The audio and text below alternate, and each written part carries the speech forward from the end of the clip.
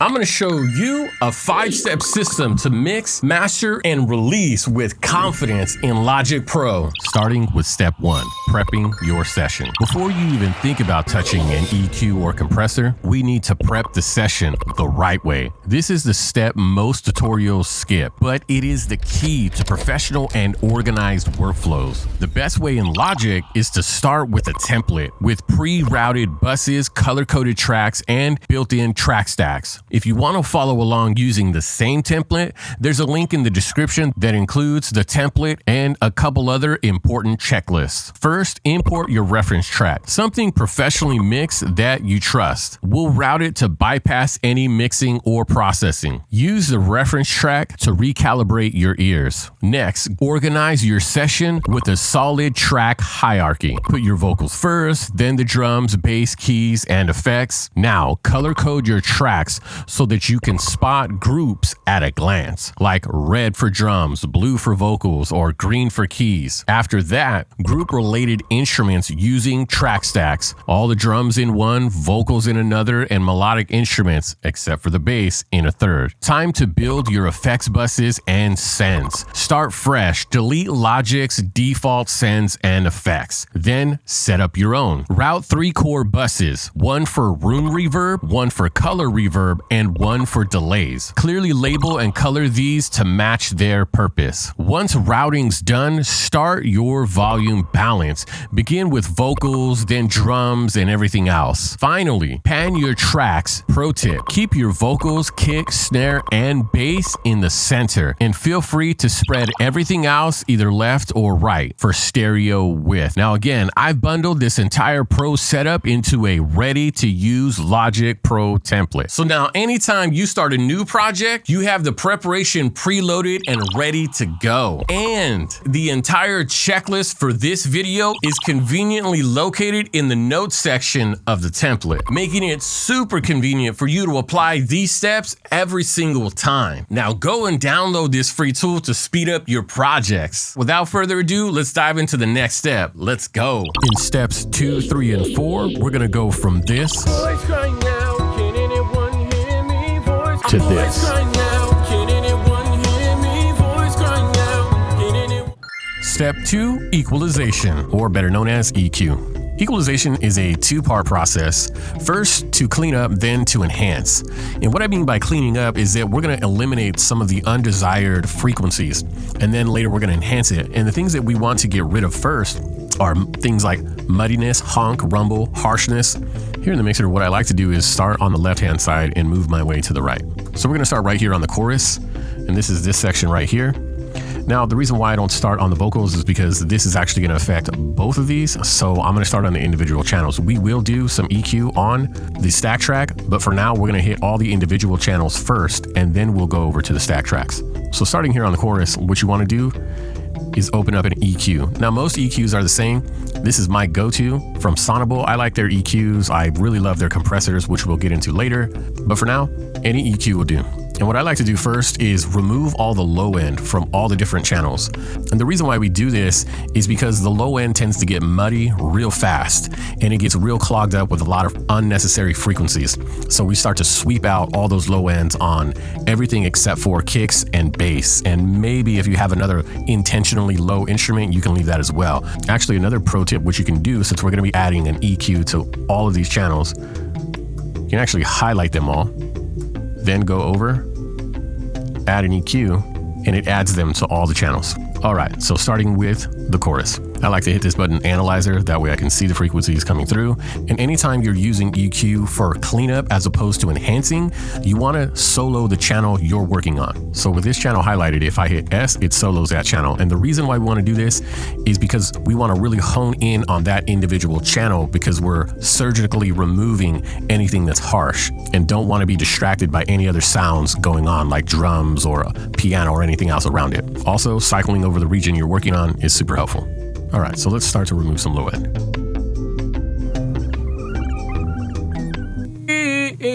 I'm a voice crying out. Cycling over and soloing each individual channel as we move along. I know inside it's true, cause I was once down and out. That used to be me with that voice crying out.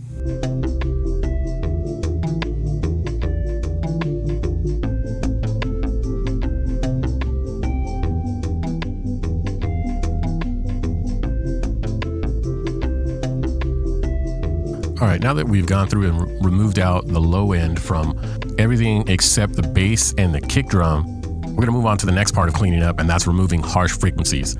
Now, normally harsh frequencies are found in things that are recorded in, such as vocals, maybe an acoustic guitar, or even an electric guitar. But normally what you won't find is harsh frequencies inside of digital instruments, such as anything that was played with a MIDI board. Like the piano, for instance, was played on my MIDI board and all the other sounds. So I'm not going to find any harsh frequencies inside those signals. Now, there's really two ways you can do this. You can either add a separate EQ channel. See how 2 pops up right here, or you can open up the original one and do it right on there. I'm going to choose to use the original EQ, so that way we keep it on one instance of the EQ. So what I like to do is expand it out a little bit. Makes it easier to work with. All right, so this vocal was a rough record, but I'm going to remove some of the harsh frequencies from it so that we can see if we can get it to sound a little bit cleaner. And I'm going to use this same instance to remove harsh frequencies. So what we want to do is make sure that our channel that we're focusing on is cycled and soloed. Voice crying out, can anyone hear me? Voice crying out, can anyone see me? Voice crying out, will you answer me? I'm a voice crying out, I'm a voice crying out, I'm a voice, I'm a voice, I'm a voice.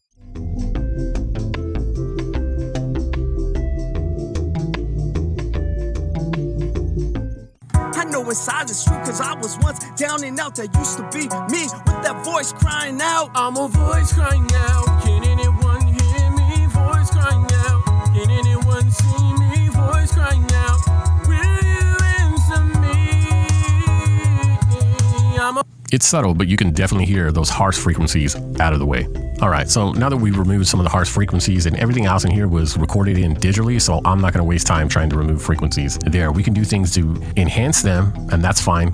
So it's a good idea to have realistic expectations. No one movement in any part of the steps is going to make a drastically huge difference. But when you put all these steps together, then that's where the big difference comes. Every step is going to be subtle. Now that we've cleaned up the vocals, let's move on to enhancement EQ. All right, now when it comes to enhancement, what I like to do is pick a few channels that have similar frequencies. Then what I want to do is I want to carve out room tonally for the tracks to complement rather than compete with each other for the same space. And I want to identify what tracks do I want to be a little bit more up front. And with those tracks, I'm going to raise the higher frequencies. And the opposite, with the tracks that I want to sit a little bit more in the background, I'm going to lower the high frequencies. And when we do this, this will create a sense of depth and space. So let's see what this looks like. I know that the keys and the strings definitely sit in the same similar frequency range. So what I'm going to do is pull these both up, and we're going to carve out space so that they can complement each other instead of competing with the same space tonally. So what I'm going to do is solo each one so that we can hear them playing together.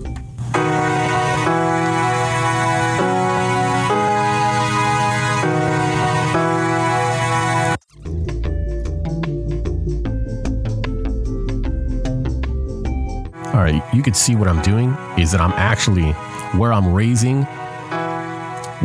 the keys, I'm lowering with the strings. So I'm kind of doing this opposite effect, which helps them sit a lot better in the mix. And again, subtle changes. We're not looking for anything drastic happening here. Now I'm going to go through and pick out channels so that I can enhance, decide whether I'm going to push it up in the mix or push it back into the mix by either raising or lowering the high ends.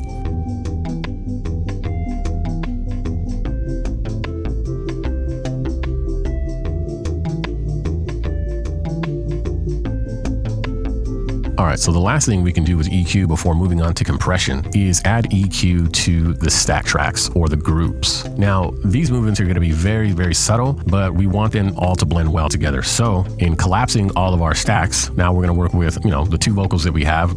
Hypothetically, you could be working with, tons of vocals if that's the style of your music. With instruments, we're going to be working with a handful of instruments and the drums. What we want to do is open up what we want to be in the front. So I actually already raised the vocals right here because I do want them to be prominently in the front as opposed to maybe the instruments. So with the instruments, I'm actually going to raise them. Let's play them together. Voice crying out, can anyone hear?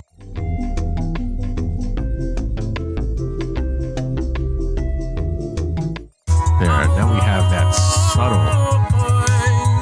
Now we have that subtleness of the instruments sitting slightly behind the vocals. Pulling up the drums, let's see if we can do something similar.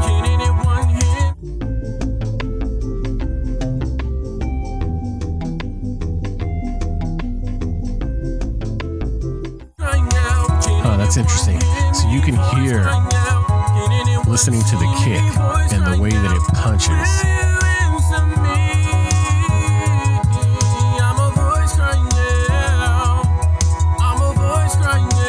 And what's interesting is that I didn't really hear that punch kick in until I dropped this part. All right, now we can toggle the EQ on and off. That way we can get an A/B test. And the differences will be subtle, but we will hear the difference in how things are balancing out and working and complementing each other. Voice crying out, can anyone hear me? Voice crying out, can anyone see me? Voice crying out, will you answer me? I'm a voice crying out. Step 3, compression. Now, compression can be a little bit confusing or sometimes hard to grasp. So I'm going to break it down into 3 sections: dynamic control, tone enhancement, and cohesion. Let's start with dynamic control. Dynamic control creates an overall balance and brings a consistent sound overall. Now, just like with EQ, we're going to start with the individual channels. Then we're going to move on to the group stacks or the stack tracks. All right, so let's start with compressing or dynamically controlling vocals, because vocals famously and notoriously need a lot of dynamic control to make them consistent. What our main goal for dynamic control is to make all of these high transient peaks as consistent as possible. So let's open up a compressor and get started with some dynamic control. Pulling up the mixer, making sure we have the right channel selected. I'm going to open up my go-to compressor. This, in my opinion, is the all-time best compressor, especially for beginners to learn on. This tool alone helps speed up my understanding of compression, and I'm sure you'll see why. If you want to check it out, I'll drop a link below. It's an affiliate link, so if you grab it through there, it helps support the channel at no extra cost to you. But I highly appreciate any support. So let's hit play and start to control the dynamics here.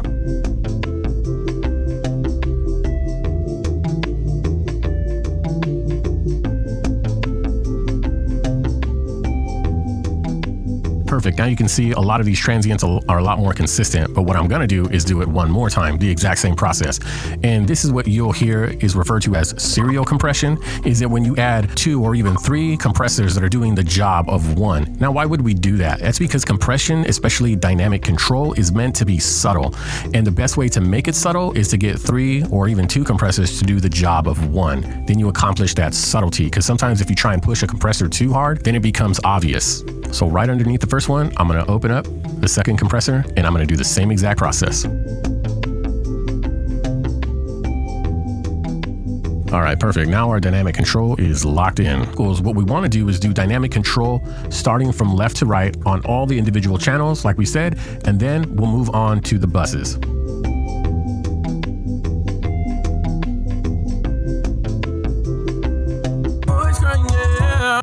All right, yeah, I just wanted to take a second to point out. So the bass is already pretty consistent, and I only needed 1 compressor for dynamic control. So not every channel is going to need 2 compressors to dynamically control it. All right, so I think this is a perfect example of how dynamic control makes a difference, especially on a particular instrument. So with this bell, you can hear it popping in and out at certain parts, but with dynamic control, you can hear it consistently. So let's hear what that actually sounds like. So you can subtly hear the bells, but let's bring in the dynamic control and let's hear it be more consistent, not louder, more consistent.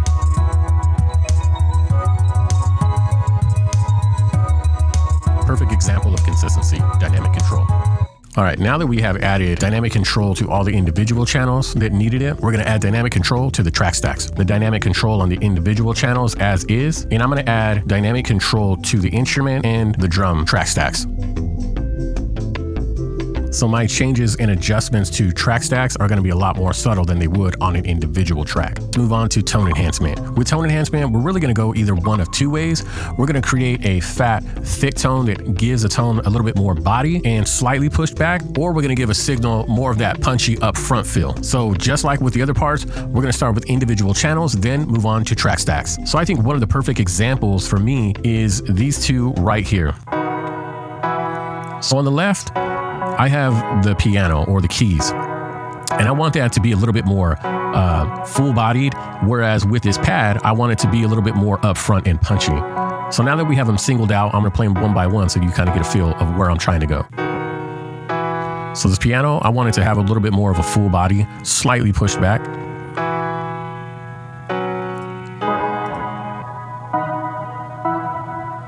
And with this instrument, I want it to be a little bit more punchy and up front. So let's add a compressor and make that happen.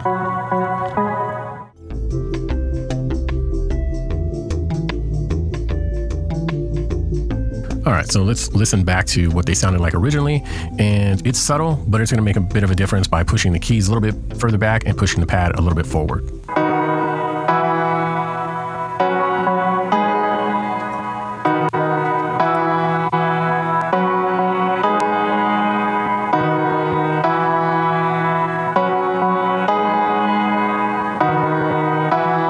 You can hear how the pad sounds a little bit more punchy, and the keys sound like they're droning on a little bit more, like it has a little bit more of a full body sound.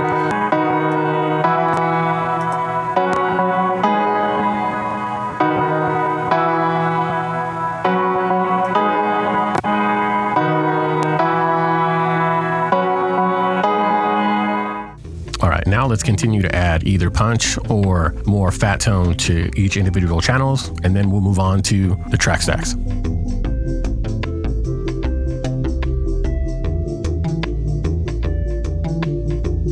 Now that we've added some tone enhancement to certain channels, now we're going to move on to the track stacks. Let's start with the drums. Something that I like to do with this particular plugin, because it's an AI style plugin, it actually has certain profiles. So I'm going to go ahead and pick from one of the profiles in drum bus. This is exactly what this is made for. It's made for a drum stack. And I'm going to go ahead and hit this analyzer button and hit play, and let's see what it comes out with.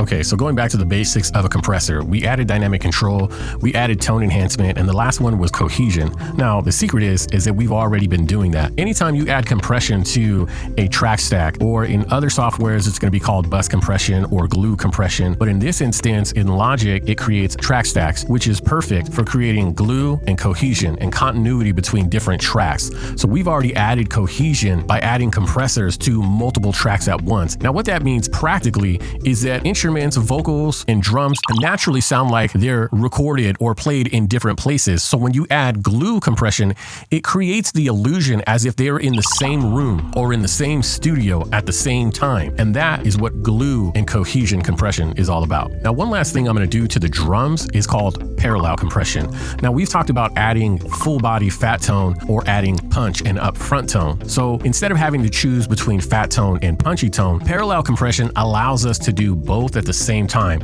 and especially on drums. This is very effective for having drums that are both upfront and punchy and at the same time full bodied. So I'm going to go ahead and do some parallel compression, and then we'll listen to how it sounds after.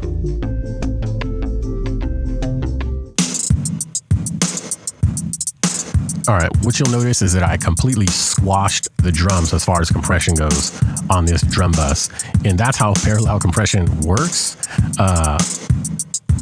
It might look funny or even sound funny on its own, but what it does is that it brings out the resonance. So let me pause for a second. The resonance right after the snare. So snare is very snappy, so is a kick as well. So usually it's like, but when you bring in the resonance, it's and it adds that tail. Same thing with the kick, it's but when you add the resonance, it's and so parallel compression allows us to add that full body and keep the punch. So it's a little bit of that punch and a little bit of the resonance. So with this squashed compression, parallel compression, we blend it in subtly just behind the drums so that you hear that resonance right after the cracks. So let's hear what that sounds like. And I'm going to bring in the parallel.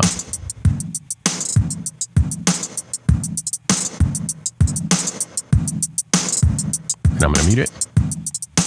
Listen to the snare.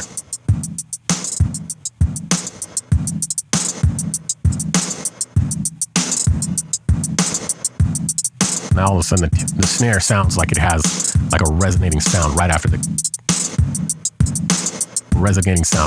crack. I'm going to mute it. Bring it back in. Now let's hear it in context. Voice crying out, can anyone hear me? Voice crying out, can anyone see me? Voice crying out. And again, it's subtle, but everything that we do is going to be subtle movements. And it isn't until we get towards the end of a process that we hear the difference. Now, having that been said, all right, let's do another before and after. So let's remove everything. Voice crying out, can anyone see me? Voice crying out, will you answer me? Voice crying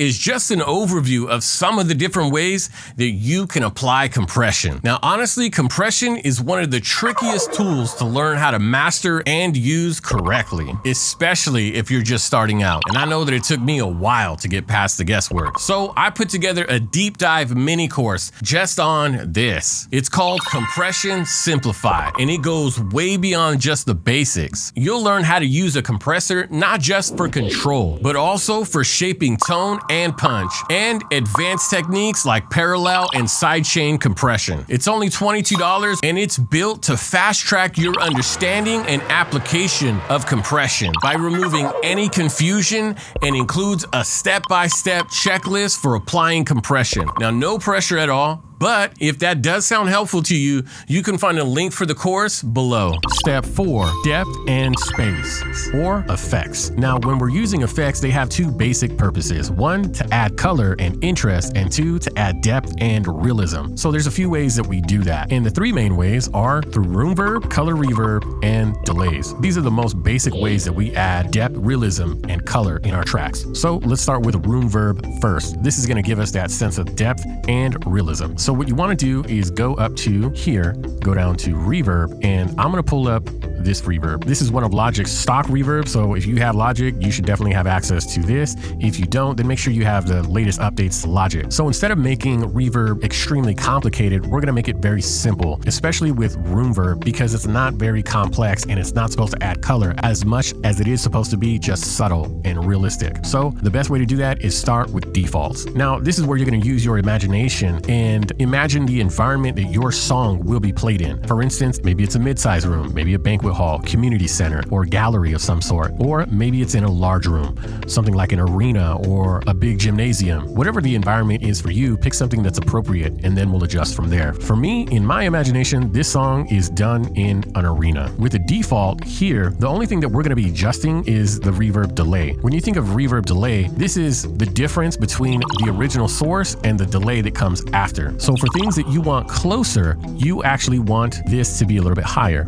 Now, you want to stay under 50, because once you start to get past 50 milliseconds, 60, 70, 80 milliseconds, it then turns into a delay and it's no longer a reverb. So I'm actually going to go 30 milliseconds. So that means that this will be the closest source to my ears, and 30 milliseconds later, the reverb will follow. So I'm going to go ahead and close that out, and I'm going to copy and paste this reverb over to both the middle and the back reverb. And I'm going to open up the middle reverb, and I'm going to adjust the milliseconds to 20. Then I'm going to go to the back verb, and I'm going to adjust the delay to 10 seconds. All right, so then that's probably the simplest way to set up reverb in a realistic room style setting. Now, what you want to do is decide what instruments or voices are going to be up front, in the middle, or in the back. The easiest way to do this is to choose by groups. Now, you can go, and I have done, each individual channel. Say if I have 15 channels, then I have 5 that are going to be in the front, 5 in the middle, and 5 in the back. Now, what you don't want to do is fall into the temptation of trying to put everything in the front, because that's going to lead towards everything competing for the same space. And what you're trying to do is create a sense of depth and realism.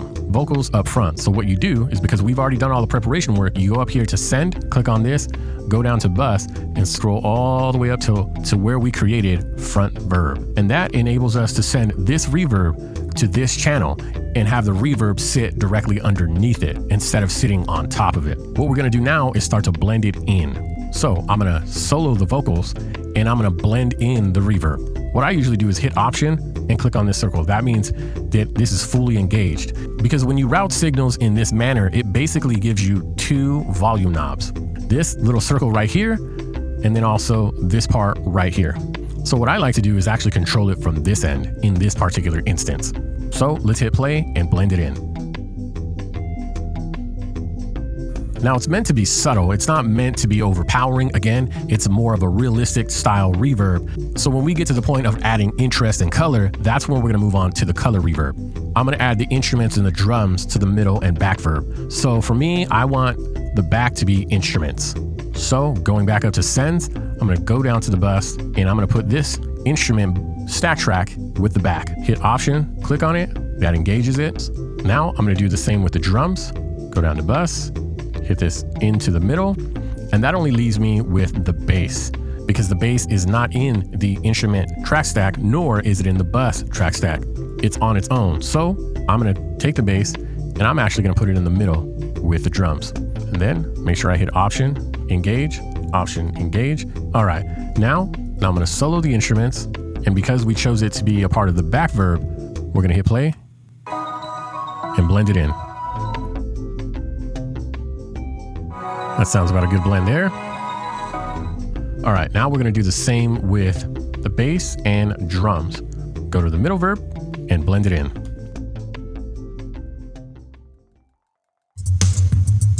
All right, that sounds good to me. Now, let's play it all together. Voice crying out, can anyone hear me? Voice crying out, can anyone see me? Voice crying out, will you answer Subtle. me? It's not making a huge difference, but it's bringing that sense of depth. So let's take it away. I'm a voice crying out. I'm a voice. Bring it back in. I'm a voice. Now that we've finished setting up our room verb, let's go ahead and set up our color reverb. Now, when we're setting up the color reverb, the setup is going to be pretty much the same process, but how we blend it in is going to be different. So I'm going to go ahead and set up my color reverb, and then I'll show you how we blend it in. All right, so I'm going to pull up Valhalla, which is a very popular reverb, and it sounds really luscious and colorful and really brings enhancement to our audio. So I went ahead and picked some presets. In the reverb mode, I chose large chamber, and in the presets, I chose Gothic Cathedral. So the only thing I'm going to do is bring down the decay a little bit. So I'm going to go ahead and leave it at around this 4-second 3.91. That's pretty good. With all the other settings, I'm going to go ahead and leave it as is. A lot of their presets really do sound nice. Okay, so remember how I said when you set up these send channels, they actually have two knobs. So for instance, there's this little tiny knob right here that we can move up and down. Also, if you ever want to set it back to 0, if you hold Option, click, it puts it right back at 0. And the second parameter control is right here on the mix fader. So when we blend it in, we're actually going to do the opposite. So with color verb, so I'm actually going to leave this one fully engaged at 0.0. And we're going to set up a send just like we did for the room reverb, but only I'm going to adjust the volume from this end. Now let's talk about the channels that we will be adding color reverb to. Now, unlike room reverb, every channel, instrument, and vocal, even the drums, will all be a part of the room reverb. But with color reverb, I'm going to be very selective. I'm not going to put color reverb on top of every channel, just certain ones that I feel it will enhance it. So one of the easiest ways is lead vocals. Lead vocals usually always have some sort of coloring reverb to enhance them. Now with instruments, I'm not going to pick all of them. I'm probably just going to pick some of the top end sounds like that bell that we have, or maybe that synth pad that we had going on. And then for the drums, I'm really only going to add it to the snare. So I'm going to go ahead and start with the lead vocal. We'll go up to the send, go down to bus, and we will select our color reverb. And so instead of blending in from this end, we will blend in from this little tiny knob here, from the bus knob or the send knob. So I'm going to go ahead and hit play, and we'll start to blend it in.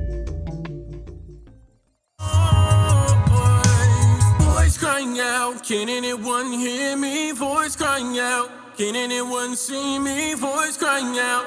Will you answer me? I'm a voice crying out. Sounds pretty nice.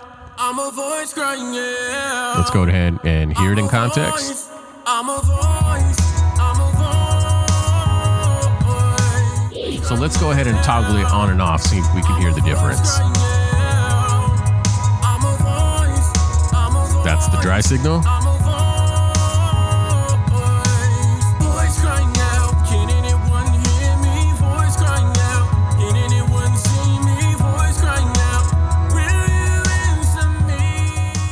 All right, that sounds good to me. It's still slightly subtle, but definitely not nearly as subtle as the room reverb, because the room reverb is not really meant to be heard. But this color reverb, we can boost it up a little bit more so that we can hear it enhancing the vocal. All right, now moving on. I'm gonna go ahead and add some color reverb to 2 of the instruments. And when it comes to the drums, just the snare. All right, let's go ahead and see how it sounds. Sounds really good. I'm gonna actually bring it down a little bit instead of adjusting each individual one. I like how it sounds on each individual channel, but I'm gonna bring it down just a little bit overall.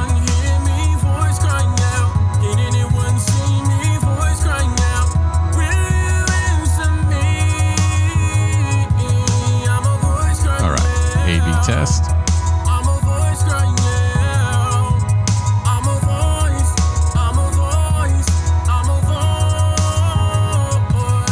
Now you can really start to hear some of that depth and space coming through. Okay, so next, delays. Now, let's actually fix this typo. All right, now for delays. All right, with delays, it's pretty much going to be set up the same and blended in as color reverb. So with delays, I normally just add them to my lead vocals, and if I have something specific that I want a delay on, you can totally do that. I keep my delays minimal. Another thing that I did with color reverb and all other reverbs for that matter, I usually have a stereo channel, and one of the ways that is indicated is by these two circles right here. Now with my delays, I kind of want them to be centered, so that way the resonating sounds get less muddied up. So this is one of the ways that mud gets introduced into tracks very easily, is that we're constantly sending signals into the same place, and all that noise starts to compete for the same space. So one of the ways you can avoid that is by making your delays mono. So what you want to do is toggle this into mono. One circle, and also another indicator is the signal on the fader actually is thinner. Okay, so I went ahead and added some delays to the lead vocal on the rap part and the chorus, and then I blended them in. So before we get into how that sounds, I just want to show you a simple way to set up some delays. So I'm going to go ahead and pull up this delay, and what I like to do is, this was kind of just the default setting. The only thing that I really adjusted was the feedback. So this feedback knob determines how long that echo will proceed after the initial signal. Now I don't like my echo to go on forever, so I thought about 19%, gauging with my ear. It kind of echoed about 3 or 4 times, then slowly died out. And the default was already set on a 1/8 note, and this is getting into how to read rhythms. So if you don't know anything about reading rhythms, what I would do is play around with some of the settings. Normally about 1/16 or 1/8 is usually good. Now if your song is on the slower side and maybe you're doing more of a ballad or even a slower acoustic style, then you can lean over into about 1/4. But I think any of those three, especially for mid-tempo and fast-tempo songs, 16th or an 8 is pretty much fine. And then play with the feedback to see how long it sounds. Try not to go too long with it. And then when it comes to the color, when I moved this left and right, the echo emphasized more on the higher frequencies of the original signal. And if I moved to the left, then it tended to focus a little bit more on the lower frequencies. For me, I went a little bit higher. And the reason why is because I didn't want it to get muddied up with the reverb. Most of my reverb is on the lower middle section. So if I set my delay to a slightly higher frequency, then that equals less mud. All right, so I went ahead and blended my delays in. So I'm gonna hit play and toggle the delays on and off. That way we can hear how it's enhancing it. Anyone see me, voice crying out, will you answer me? I know inside it's true, cause I was once down and out. That used to be me with that voice crying out. I'm a voice crying out. Can anyone hear me? Voice crying out. Can anyone see me? Voice crying out. Will you answer me? I know inside it's true, cause I was once down and out. That used to be me. Let's go ahead and toggle it on and off to see the difference that it's making. Now this difference is actually pretty dramatic, so I'm excited to show you.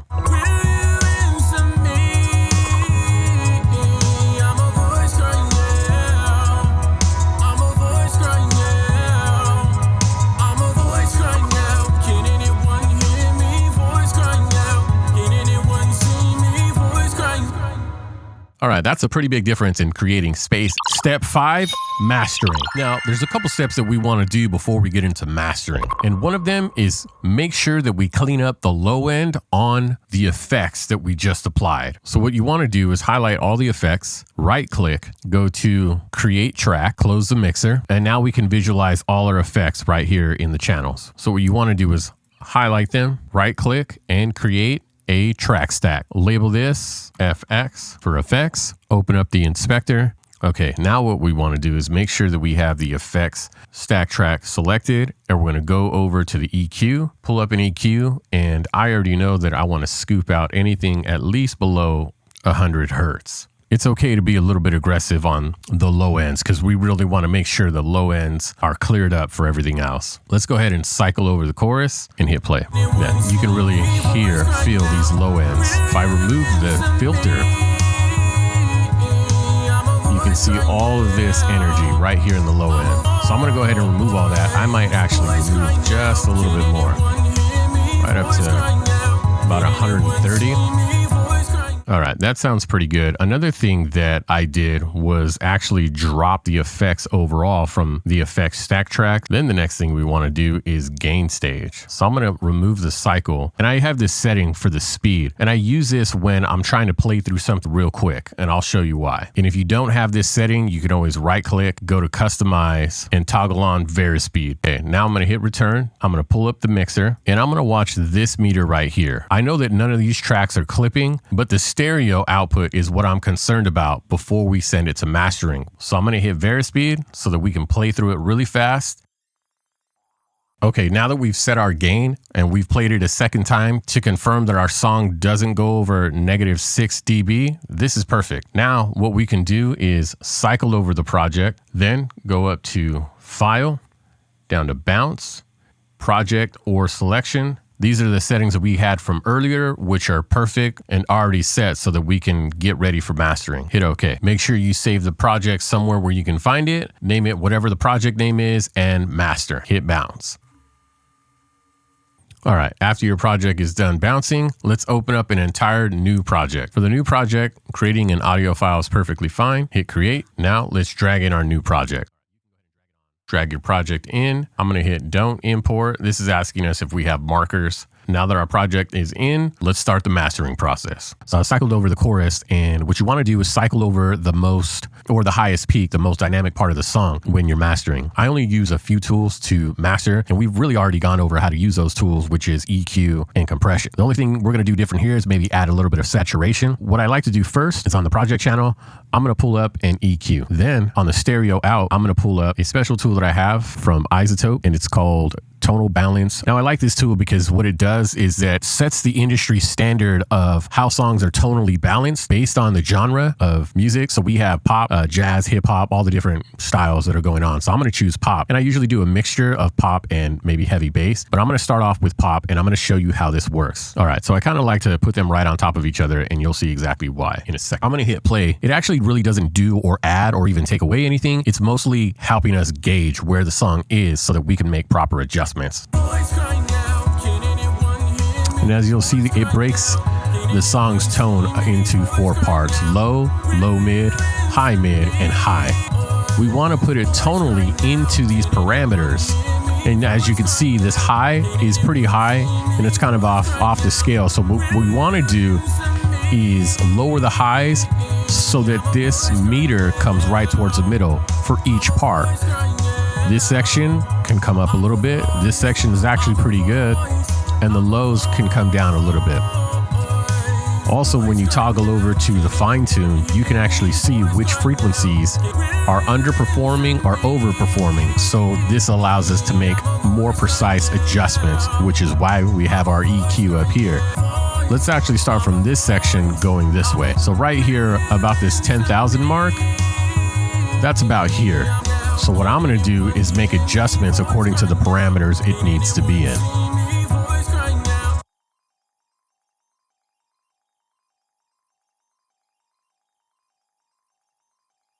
All right, it's not a perfect science. You're not going to get it directly in the middle in every section, but what you want to do is be pretty on. So this is pretty close. My only difference here is that I actually like my songs to be a little bit heavier on the bass side, so I'm going to adjust this end. All right, now that we have it for the most part in the parameters, all right, let's move on to the next step, which is going to be compression. I'm actually going to run the AI. So let's go mix, pop. Kind of like the way it sounds right there. The next thing I'm going to do is add some saturation. So I'm going to do that by doing a bus send. Sat for saturation. I'm actually going to turn it all the way up, and then I'm going to blend it in.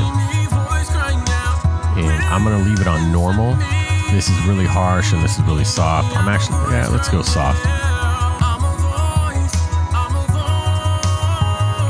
Then I'm going to do an EQ sweep just to single out just the highs, because I really only want to put saturation on the highs. I'm going to bring it down. I'm going to activate it. Option click, 100%. And I'm going to blend it in. Gives it a little bit of bite. Subtle, but it's there. I'm also going to add some compression. And in this compressor, I'm going to activate the EQ and the compression. I'm only going to be compressing the higher frequencies. Sounds good to me. Okay, now the last part. If you're using Logic, which I'm assuming that you are if you're watching this video, we're going to open up the mastering. And as soon as you open it up, it automatically analyzes your track and then it lays on the parameters. So what I'm going to do is I'm going to cycle over the verse part as well as the chorus. Let's hear the adjustments that it's made just on its own. Voice crying out, will you answer me? I'm a voice crying out. I'm a voice crying out. Definitely gives it a lot more depth and volume without peaking out. So let's talk about some of these parameters. So what it does is basically kind of do what we already did with the tonal balance. So it hears some of the frequencies that are overcompensating and undercompensating, and it makes those adjustments automatically, which is nice.